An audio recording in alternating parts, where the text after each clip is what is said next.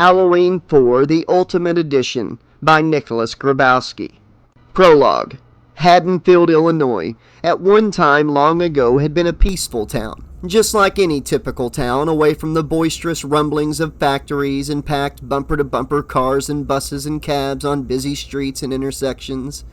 Instead of smog, pollution, and haze, in Haddenfield there was only clear air and the sweet smell of home-baked apple pies cooling off on country porches, and the joyous cries of children's laughter echoing forth from games of tag and jump rope beneath the shade of maple trees.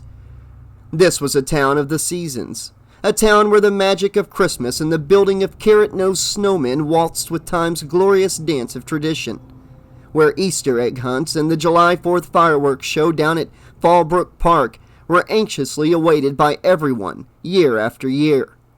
And then there was Halloween. Halloween used to be no exception to the thrilling festivities of yearly customs. Children never used to fear the night of October 31st, when they gathered their share of candy as they trick-or-treated down chilly sidewalks, usually getting treated and rarely getting tricked. But the horror began back in 1963, when the scream of murder broke the autumn silence in Haddenfield. And, years after, the horror returned, and this time to a more gruesome and terrifying magnitude. Time had been unsuccessful in keeping away the horror. In the midst of innocence and quietude, there is always a share of horror. It is a fact we all must face, but sometimes the horror goes away. In Haddenfield, however, the horror keeps coming back.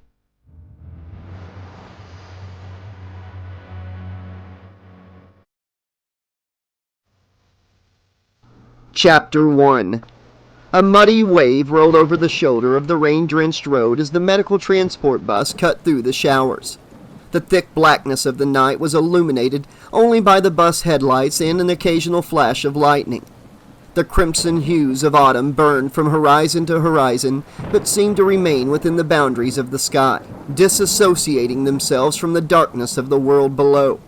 The sunset that separated day from evening was now but a memory on this, the 30th of October. Somewhere within the far horizon, despite the encompassing darkness, a cold fall breeze whispered through the fields of corn, silent words of somber hush like a mother to her child. And the whisper found the industrial harvesters, which in turn would soon rest in preparation for the following day's work. Crows remained perched on the shoulders of scarecrows until the wind grew from a whisper to a scream, and the rain drove them off into the sky and the blackness. In a clearing near the midst of the fields, paper witches riding brooms fell victim to the wet rain, and a cardboard skeleton which swung on a string like a hanged man from the same birch tree met the same fate. At a farmhouse nearby, another row of skeletons looked on under the newly painted beams of the porch, almost in mock comparison to their comrades yards before them. Back on the country road, rain washed the asphalt in sheets before the headlights of the transport bus. Within the bus, two Smith's Grove medical personnel waited silently to reach their destination amidst emergency monitoring equipment and a space which would hold the gurney of the patient they awaited custody of. Heavy smoke filled the front section of the bus, smoke from the driver's filtered cigarette, and the nearly overweight security guard muttered something to nobody in particular before he let out a brief coughing fit, which languished into a dreamless sleep. The driver suddenly felt it best for all concerned to turn on the radio, and found that as he did so, nobody seemed to care either way. There were very few stations available to choose from, and he picked the one which emitted a familiar song, which he soon recognized as Mr. Sandman by the Chordettes. So what, he figured, so I'm an oldies fan. And occasionally, between puffs, he mouthed a few of the words to himself. The ashes from the cigarette were tapped between each verse into a glass magic carpet motel ashtray situated on the dashboard directly below a red and white sticker above the windshield which read, "Thank you for not smoking." And the bus drove on. It drove on through the pouring rain until the distant reaches of the headlight beams came across the gleam of the high security gates up ahead. The driver crushed his cigarette into the ashtray and flicked on his high beams for a moment's time, which cut through to disclose a sign on the right. Ridgemont Federal Sanitarium, maximum security. Authorized personnel only. No visitors. All vehicles subject to search. High beams remaining on for the sake of a reasonably better view through the dimness. The driver made a right-hand turn onto the driveway just past the sign and rolled the bus to a stop in front of the main gates. He waited as the gates slowly retracted, then proceeded to drive through as the guard beside him shifted in his seat and opened his eyes to the realization that they had finally arrived. He swished away accumulated smoke from his face with his hand. "Okay," the driver announced. "Time to party." He switched off the radio, which was now beginning to broadcast something which sounded like an old James Brown tune. Inside the sanitarium, there was a security guard seated within the confines of a large glass booth, a more bulky individual than the guard who remained within the bus outside. He gazed upon a fly buzzing around the lukewarm coffee within his "I love my Cocker Spaniel" mug, the love symbolized as a heart, and the Cocker Spaniel an undersized picture of a floppy-eared mutt. He gave his crew cut a quick scratch before attempting to ward off the fly with his hand, grabbing at it rather than giving it an offending wave. He had attempted to actually grab at it before, perhaps out of boredom or perhaps out of merely hoping to catch the insect one day. Regardless, the circumstances were evident, but he didn't exactly hate his job, however boring it seemed. As a matter of fact, he favored his surroundings more than any other aspect of his work experience. It was most likely due to his father being an architect and his desire to follow in his footsteps. But he was deeply interested in how Ridgemont was actually a prison which had been built in the late 1920s. 50-year-old light fixtures hung above slowly rotating ceiling fans. Beams of painted wood stretched from wall to wall. Of course, it was no work of art, but the guard didn't exactly like art. He liked old. He liked nostalgia. Anyway, nothing could truly say much for his job now that he thought about it. He was still known to all of his Friday night buddies at Larry's bar as the guy who works in a loony bin. What the hell? Somebody has to guard this place, make sure no crazies get out.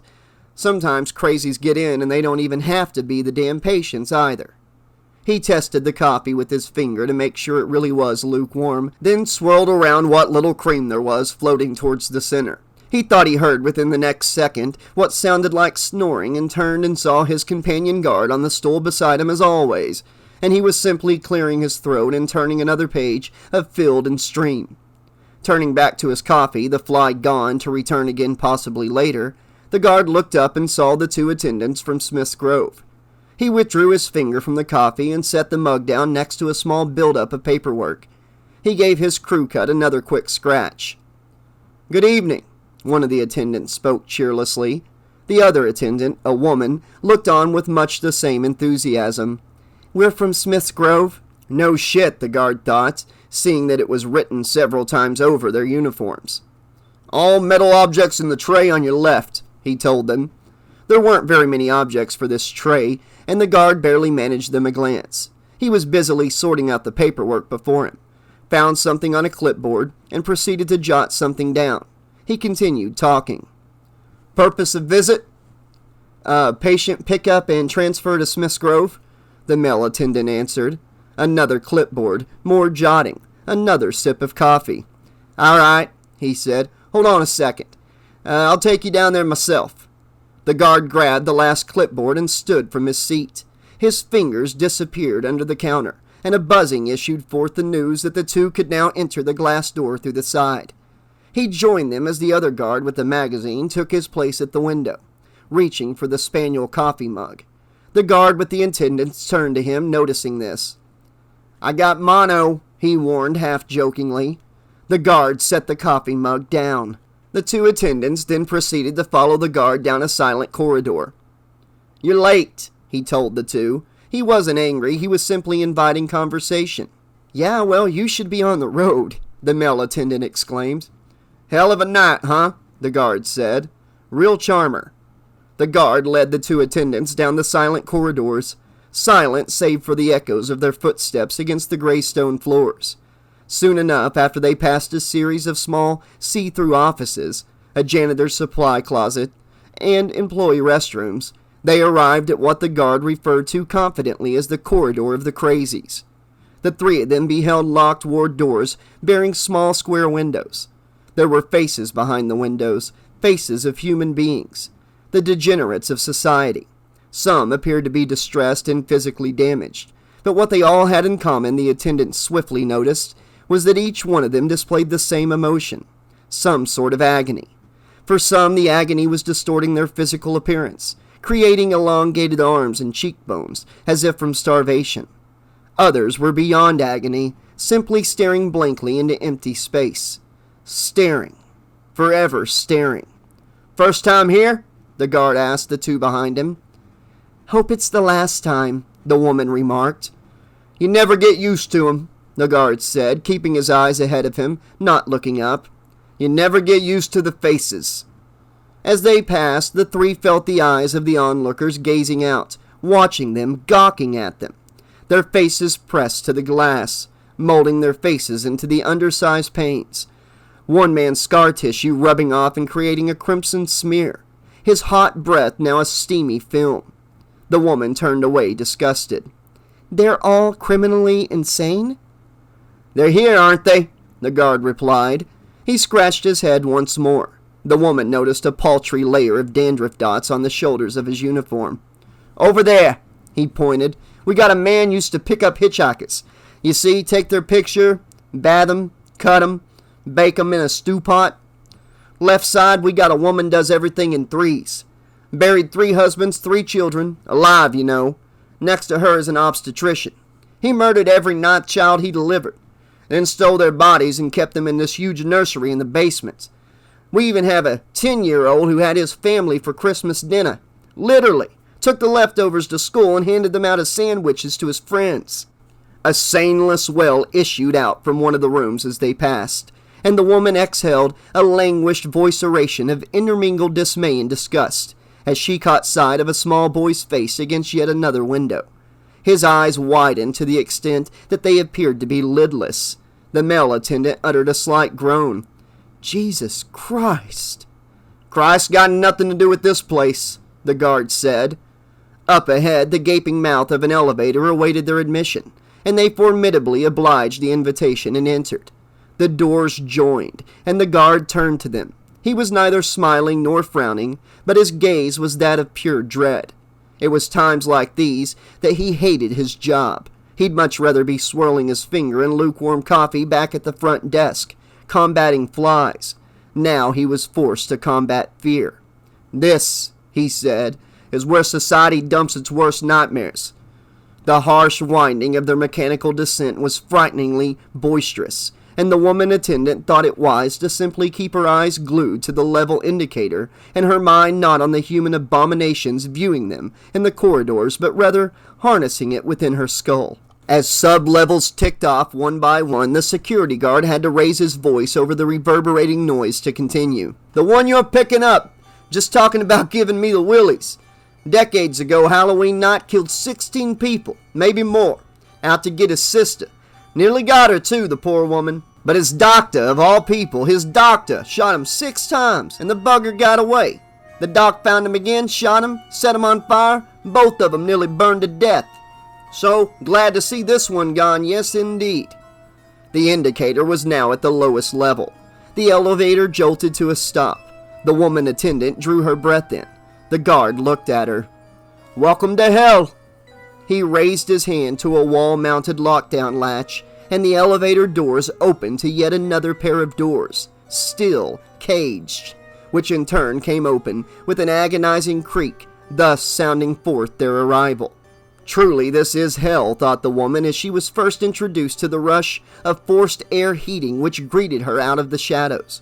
Of course, this isn't the hell I imagined growing up in Sunday school with the old fire and brimstone, but it's just as bad, maybe worse. This place is silent, warm, but somewhere within the warmness there's an underlying coldness, and it's dark, so goddamn dark. Ward E was just like that, with a few extra added attractions. There were virtually 2 people the guests could see thus far. One appeared to be an orderly swamping the floors with soapy water next to a steel bucket, nodding rhythmically to the music of his headset, which was attached to a small radio hanging from his front pocket. Probably the only measure of life around. Both attendants figured coincidentally, at least by the measure of life as they knew it. The other figure was that of a young woman who stood below a single naked yellow light bulb, which simply dangled, the chain falling into her face unnoticed. She stood beside a windowless steel door, open to distinct dimness, and, together with the bulb overhead, it gave her a sort of queer, sinister countenance. As the three proceeded forward in her direction, the darkness revealed vacant spring-frame single beds, old with rust, near silent medical equipment. The Ridgemont nurse then moved from her stance under the light and spoke into the room beside her. "The transfer personnel are here, Doctor," she said. Suddenly, the dimness of the light issuing forth from within the room was interrupted, and the shadow of another figure appeared. The doctor then stepped into the light. He seemed calm, although there was a certain vague expression of relief in his eyes, an expression only a keen observer could readily detect. He had journeyed through the trials of growing old and was continuing to do so with undeniable anguish at the present age of 55. His hair was cut short, a mixture of brown and gray, and the above light seemed to swirl the colors, making them come alive. It played luminary games with the profound wrinkles embedded in his forehead and cheeks. "Smith's Grove?" he questioned the attendants. His voice was commanding, yet somehow either age or occupation gave him a certain somber resonance. The male attendant nodded. Yes." The doctor offered a hand to the male. "I'm Dr. Hoffman, medical administrator." "Has he been prepped?" the attendant asked. The doctor answered, "Ready to go. All I have to do is sign him out, then he's all yours."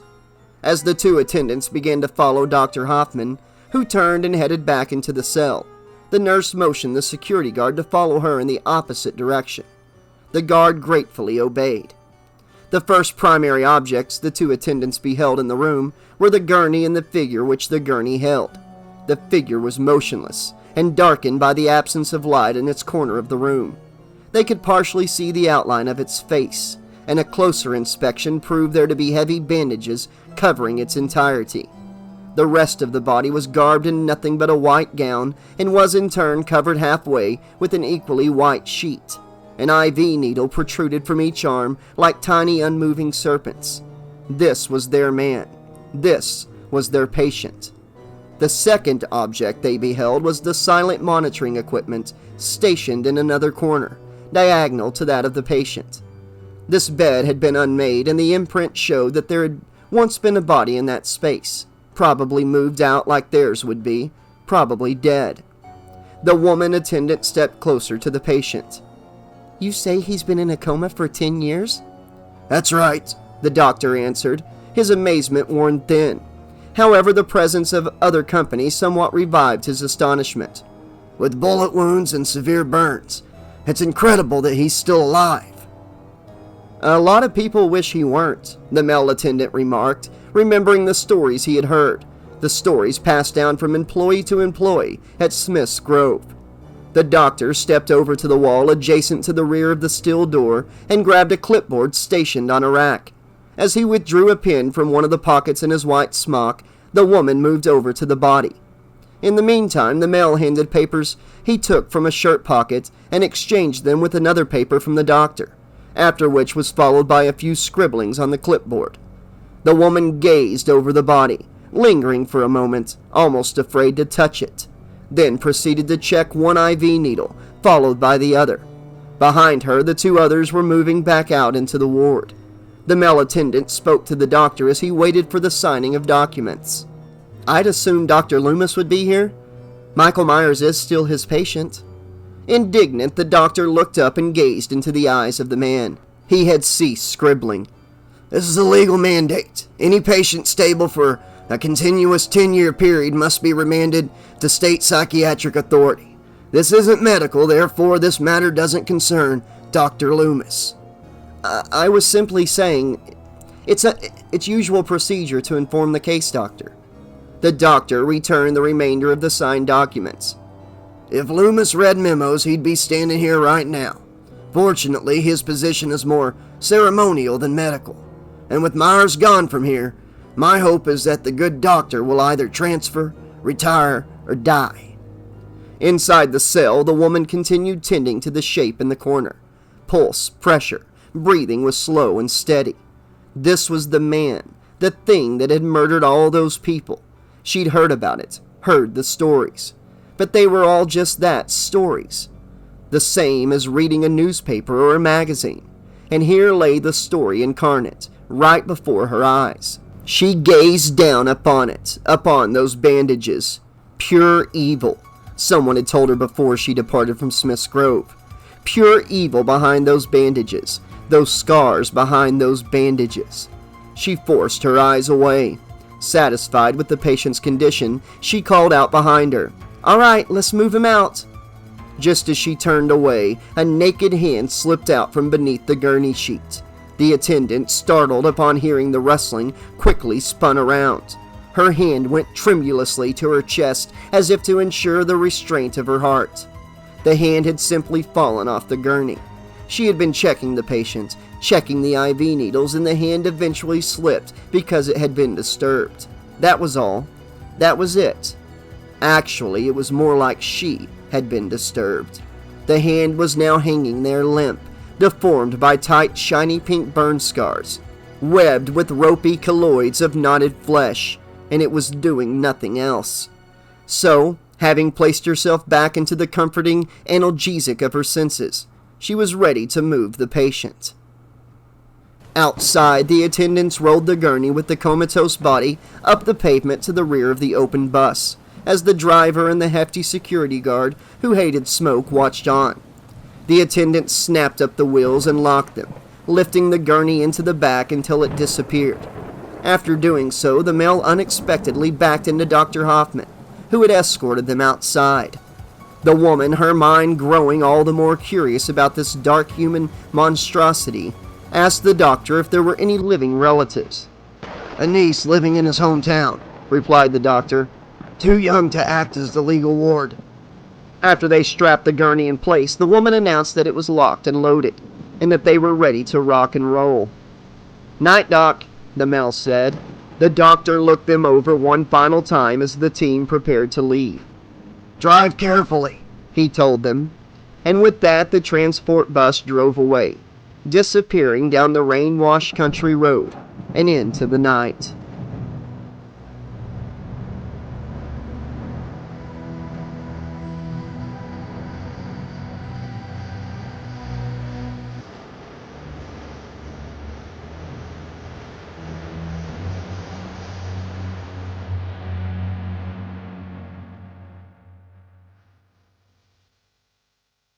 Okay, Slashaholics, if you're listening to this on May 28th, then you've just heard a sneak peek at book number 50 here in the 80s Slasher Library, narrated by yours truly, the 80s Slasher Librarian.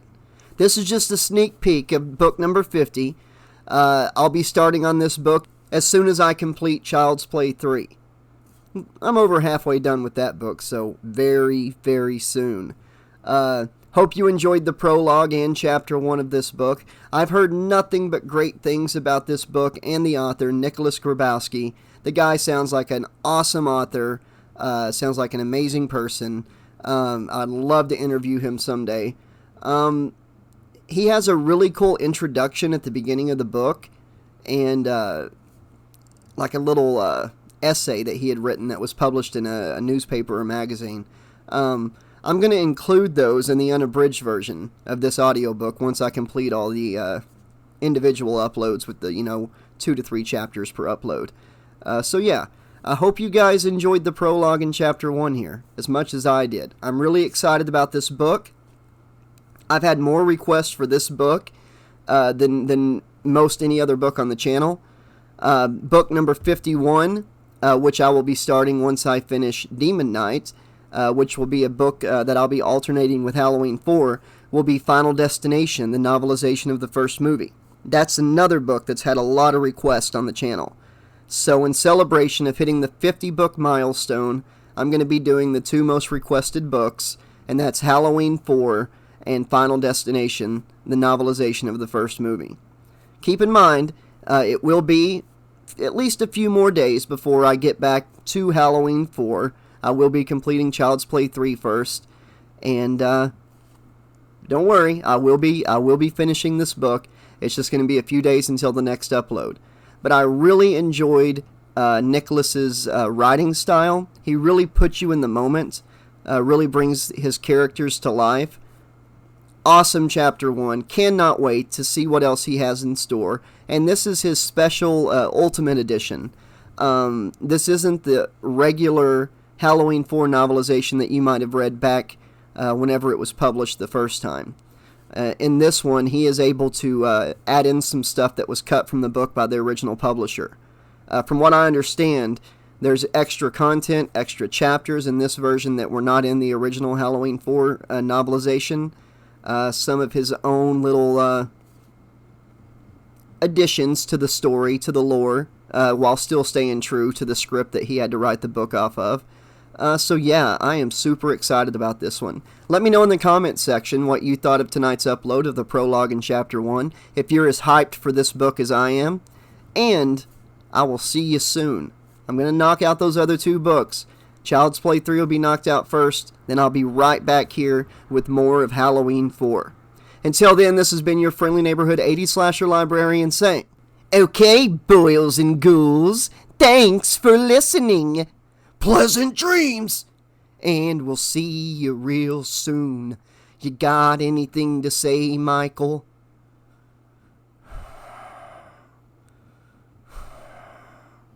Okay, Michael, thanks for that. Jason, did you want to add anything?